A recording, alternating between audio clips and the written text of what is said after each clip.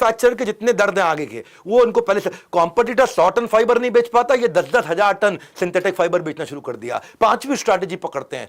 अब इन्होंने क्या किया, धंधे में बड़े होने लगे, हाथ में पैसा आने लगा, बाजार में नाम होने लगा, तो आगे का काम भी खुद करने लग गए, पीछे का काम भी खुद करने लग गए, आजू बाजू का काम भी करने लग गए। Forward integration, backward integration, horizontal integration, यानी कि पूरा का पूरा इकोसिस्टम। यानी कि एक फैक्ट्री लगाई और उसमें 4 फायदे कमाए। धीरू भाई सिंथेटिक फाइबर्स की अब ट्रेडिंग कर रहे थे, अच्छा मुनाफा कमा रहे थे। अगला गोल था खाली ट्रेडिंग नहीं करेंगे, पूरा इकोसिस्टम बना देंगे। दुनिया भर में टेक्सटाइल में हो रहे जितनी एडवांसमेंट थी सबको एनालाइज कर डाला इन्होंने, सब में घुस गए, बहुत डिटेल में घुस गए, और डिटेल में घुस गए। स्ट्रेंथ और वीकनेस को कंपेयर करना शुरू किया, एम्प्लॉइज पे विश्वास करके उनको काम दे दिया, खुद नई रिसर्च करते रहते थे, एनालिसिस करते रहते थे। पॉलिएस्टर गारमेंट मैन्युफैक्चरिंग एक अपने आप में अपॉर्चुनिटी थी। इनको लगा रॉ मटेरियल मेरे पास बढ़िया है, अब मैं रॉ मटेरियल भी अगर खुद बनाऊं और कपड़े भी अगर खुद बनाऊं, तो मैं इन्होंने उसके बाद कॉस्ट बेनिफिट एनालिसिस किया।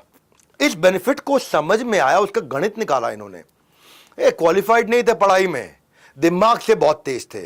क्या बोलते थे, बड़ा सोचो तेज सोचो दूर की सोचो, बड़ा सोचो तेज सोचो दूर की सोचो। किसी के बाप की बपौती नहीं है ये, किसी के बाप की जायदाद नहीं है बड़ा सोचना, तेज सोचना, दूर की सोचना। ये धीरू भाई है। 1 किलोमीटर दूर अहमदाबाद से नरोड़ा के अंदर पॉलिएस्टर गारमेंट की मिल एस्टैब्लिश कर दी, जहां ये कपड़े खुद बनाने लगे। मिल की सक्सेस को इंश्योर करने के लिए एडवांस टेक्नोलॉजी का इस्तेमाल किया। अब तक वो सिर्फ पॉलिएस्टर के थान बेचते थे, कपड़े थोड़ी बनाते थे। अब इन्होंने कपड़े खुद बनाने शुरू कर दिए, फॉरवर्ड इंटीग्रेशन। और इस मिल की तारीफ इतनी हुई दुनिया भर में कि 1975 में वर्ल्ड बैंक की टीम जब इंडिया विजिट कर रही थी तो बोली कि ग्लोबल स्टैंडर्ड से भी अच्छी मिल बना दी इन्होंने भैया।